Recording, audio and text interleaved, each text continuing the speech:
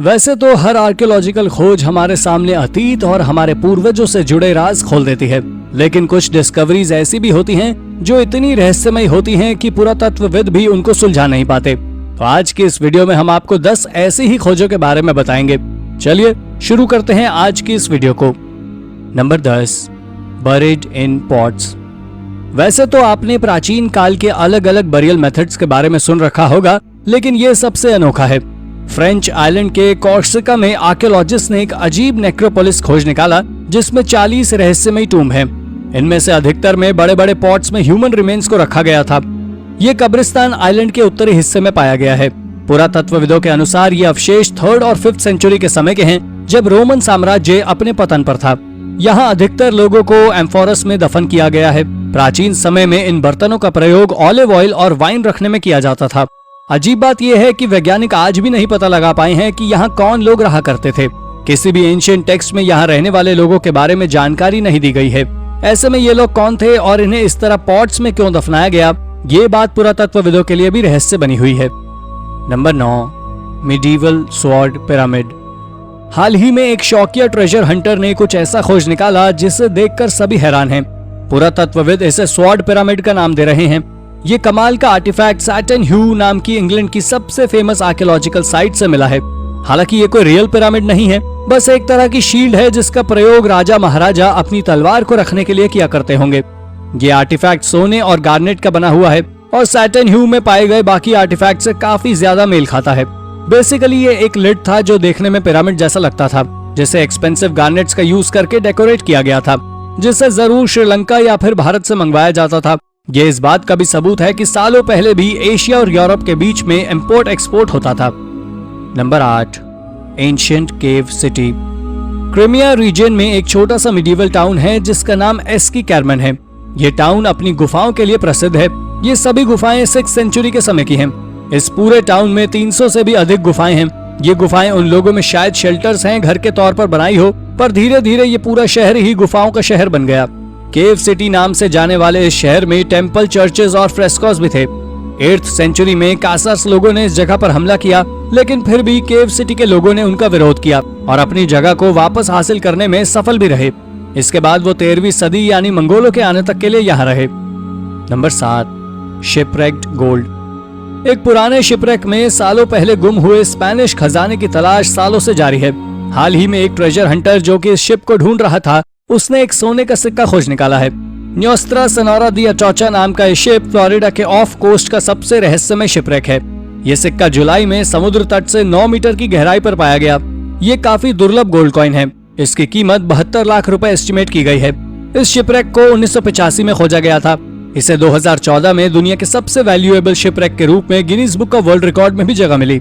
1622 में जब ये शिप डूबा, तब आज की करेंसी में इस जहाज के सामान की कीमत 2800 करोड़ रुपए थी, लेकिन इसमें से सिर्फ एक कॉइन ही मिला है। बाकी खजाना कहाँ है, ये बात आज भी सभी के लिए रहस्य है। Number 6, mysterious stone monuments. Rujm el Hiri एक रहस्यमय मॉन्यूमेंट है। यह इंग्लैंड के स्टोनहेंज जितना ही पुराना और रहस्यपूर्ण है। ये एक अरबी शब्द है और इसका मतलब होता है स्टोन ऑफ वाइल्ड कैट। इसमें पत्थरों से बने हुए 5 कॉन्सेंट्रिक सर्कल्स बने हुए हैं और इन सर्कल्स के ठीक बीच में बरियल मूंड बना हुआ है। ये स्ट्रक्चर लगभग 5000 साल पुराना है। हिब्रू में इस स्ट्रक्चर को अलग ही नाम दिया गया है। इसका नाम है गिलगल रिफेम, जिसका मतलब होता है व्हील ऑफ जायंट्स। कुछ लोगों का मानना है ऐसा इसके बड़े आकार की वजह है। इसे 1967 में 6 दिन चले युद्ध के बाद खोजा गया, जब इजराइल ने सीरिया के गोलन हाइट्स पर कब्जा कर लिया। चूंकि इस मॉन्यूमेंट की हाइट काफी छोटी है, ये जमीन से सिर्फ 2.5 मीटर ऊंचा है, इसलिए किसी ने इसे देखा ही नहीं।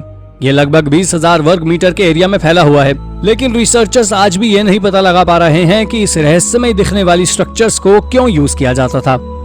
Number 5, biblical earthquakes. हाल ही में यरूशलेम के आर्कियोलॉजिस्ट ने दावा किया कि 2800 साल पहले इजराइल में एक अर्थक्वेक आया था। हालांकि किसी भूकंप का आना कोई शॉकिंग बात नहीं है। अजीब बात यह है कि आर्कियोलॉजिस्ट का दावा है कि ये इस भूकंप का जिक्र बाइबल में भी है। ये अजीब खोज डेविड नेशनल पार्क शहर में हुई। आर्कियोलॉजिस्ट का कहना है कि यहाँ किसी हादसे में बर्तन तथा अन्य सामान टूट गया था। उनका यह भी कहना है कि इसी अर्थक्वेक में इस जगह की इमारतों के पत्थर भी गिरकर टूटे होंगे। इस अर्थक्वेक की डेट्स एमोस और ज़ेचारिया नाम की बुक्स में डिस्क्राइब किए गए भूकंप से मेल खाती है। तो क्या वाकई ये बाइबल में इसी भूकंप की बात की गई थी या फिर ये महज एक कोइंसिडेंस है? आपको क्या लगता है? अपने विचार हमें कमेंट में जरूर बताएं। Number 4, ancient fruit. हाल ही में इजिप्ट में आर्कियोलॉजिस्ट ने सालों पुराने फल खोज निकाले हैं। ये फ्रूट स्टोनीज हेराक्लियन नामक जलमग्न शहर में पाए गए थे। इसी शहर में क्लियोपात्रा का प्रसिद्ध महल भी था। आर्कियोलॉजिस्ट को यहाँ से फलों से भरी हुई टोकरी मिली है और उनका कहना है कि ये फ्रूट्स 2400 साल पुराने हैं। ये शहर 331 बीसी से पहले यानी अलेक्जेंडर के सिटी ऑफ अलेक्जेंड्रिया बसाने के पहले मेडिटेरेनियन में सबसे बड़ा बंदरगाह हुआ करता था। European institute of under water archaeology के रिसर्चर्स की टीम ने फ्रांस के आर्कियोलॉजिस्ट फ्रैंक गॉडियो के नेतृत्व में से खोजा। यह टीम सालों से इस जलमग्न शहर पर स्टडी कर रही थी। आर्कियोलॉजिस्ट का मानना है कि ये फ्रूट मृत लोगों के लिए थे और इस जगह को बरियल साइट के तौर पर इस्तेमाल किया जाता था। Number 3, ancient dagger.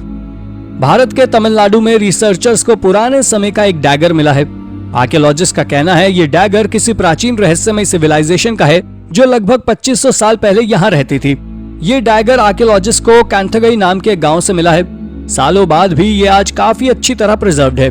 इसमें स्टील का ब्लेड लगा है जो लगभग 41 सेंटीमीटर लंबा है। इसमें लगा लकड़ी का हैंडल आज भी सही सलामत है।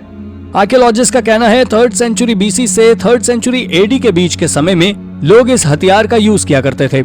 इस डैगर के अलावा पुरातत्वविदों को यहाँ से और भी अवशेष मिले हैं। इसके अलावा आर्कियोलॉजिस्ट को यहाँ से मिट्टी और ईंटों के बने घर भी मिले हैं। इसके अलावा इस रहस्यमय सिविलाइजेशन के लोग खेती भी किया करते थे, पर ये कौन थे इसके बारे में आर्कियोलॉजिस्ट कुछ नहीं जानते। Number 2, Aztec tunnel. मेक्सिको के आर्कियोलॉजिस्ट ने हाल ही में एक बहुत ही कमाल की खोज की, लेकिन बाद में उन्हें इसे दोबारा कवर करने के लिए बाध्य किया गया। ये खोज सैकड़ों साल पहले बनी एक टनल की थी और ये टेनोक्टिट्लन नामक शहर में स्थित थी। ये शहर एक समय में एज़टेक एम्पायर की राजधानी हुआ करता था। ये शहर वाकई बहुत कमाल का था। यहाँ वाटरवेज, डाइक्स, डैम्स आदि के साथ फ्लड कंट्रोल सिस्टम्स भी थे। इस टनल का प्रयोग भी भीषण बारिश के समय बाढ़ से बचाव के लिए ही किया जाता था। आर्कियोलॉजिस्ट का कहना है हो सकता है इसे स्पेनिश लोगों द्वारा बनाया गया हो, लेकिन इसमें इस्तेमाल किया गया मटेरियल काफी पुराना था।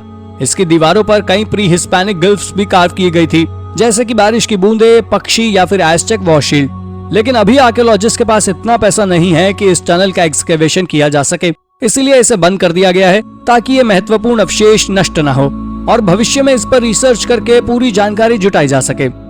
Number 1, new Pompeii discovery.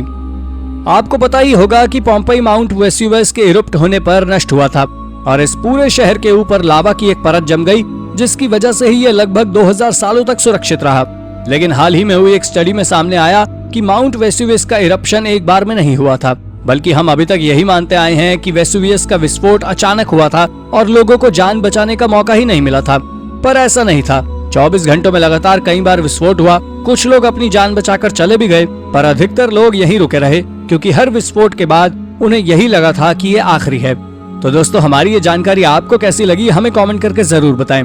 ऐसे ही अन्य रोचक तथ्य जानने के लिए और हमसे जुड़े रहने के लिए हमारे चैनल को सब्सक्राइब करना ना भूलें। धन्यवाद।